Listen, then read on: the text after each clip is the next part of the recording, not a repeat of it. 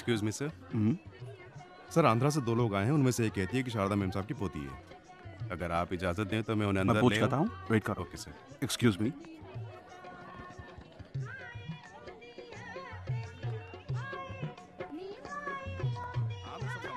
ఏమండి ఎవరికో పెళ్ళి అనుకుంటా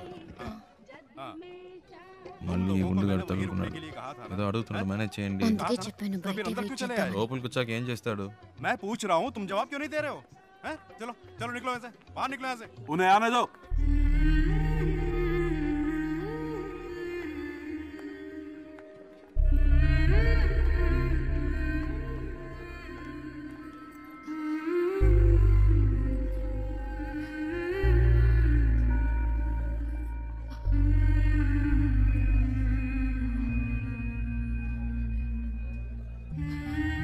అచ్చం మన జానులాగే ఉంది కదూ.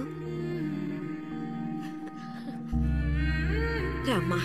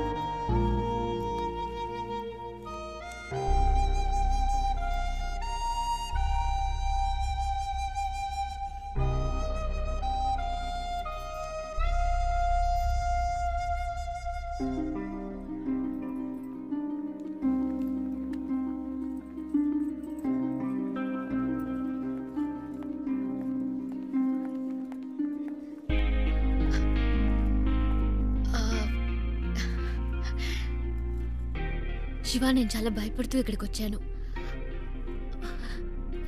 అసలు ఎక్స్పెక్ట్ చేయలేదు ఇంత బాగా చూసుకుంటారని. దీనికి నీకే థ్యాంక్స్ చెప్పాలి. అదేం అక్కర్లేదు, ఇవి తీసుకోండి. ఓ, ఇంకేంటి? ఇంకేంటంటే చారు, అమ్మమ్మ పిలుస్తుంది. వస్తున్నా. శివ ఉండు, వచ్చేస్తాను.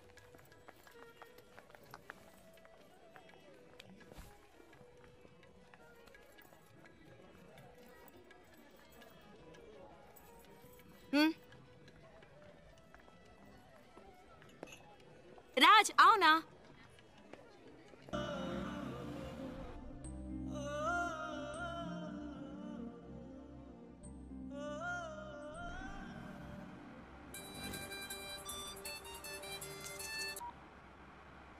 హలో.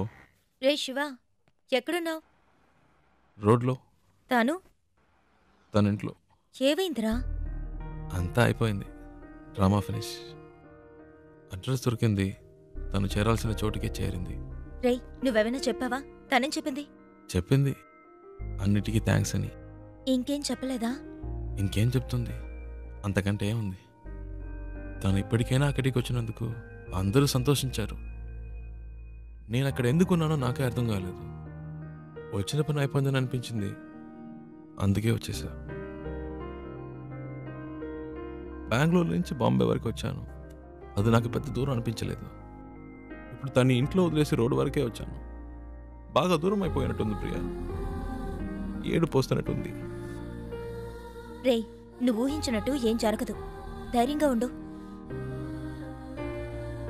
రే, వాడు బాధలో ఏదేదో మాట్లాడుతున్నాడు, నువ్వు మాట్లాడు.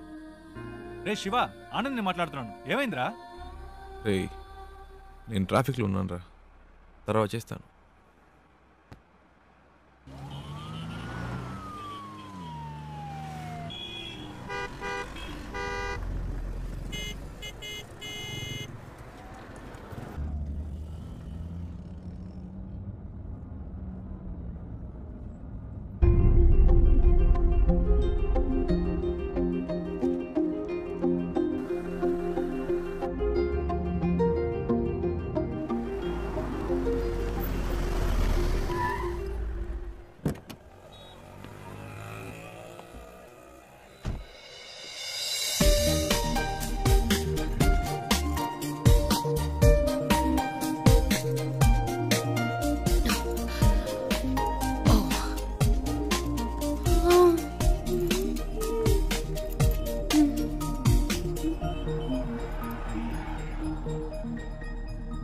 శివ, నువ్వు ఇంకా వెళ్ళలేదా?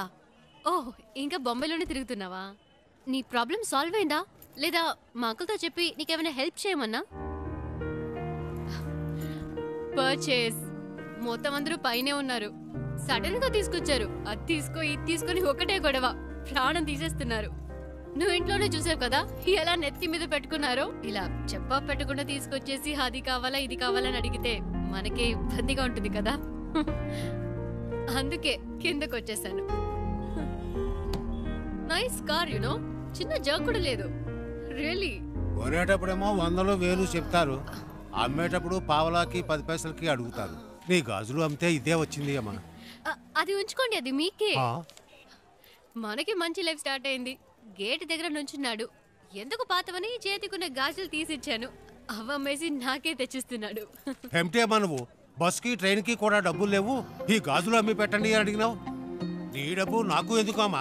ఇదిగో కష్టపడి సంపాదించిన డబ్బే నిలబట్టము లేదు.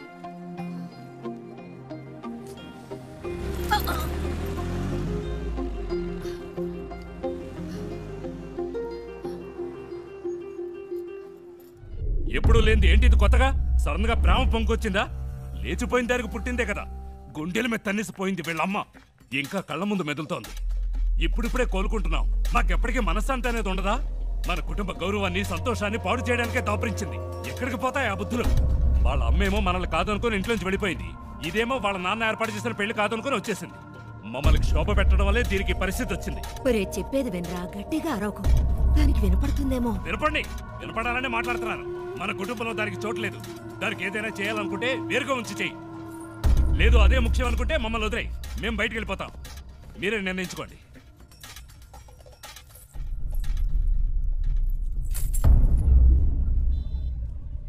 ఆ ఇంట్లోంచి బయటికి పంపించారు.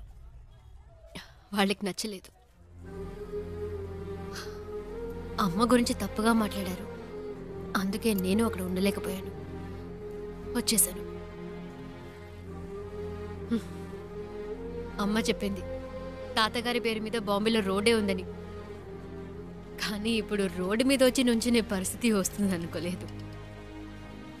3 రోజులు నా కోసం కష్టపడి తీసుకొచ్చావు. ఇవన్నీ నీకు తెలియడం ఎందుకని నేను మెయింటైన్ చేశాను. అంతలో ఆ ముసలోడు వచ్చి మొత్తం చెడగొట్టేశాడు.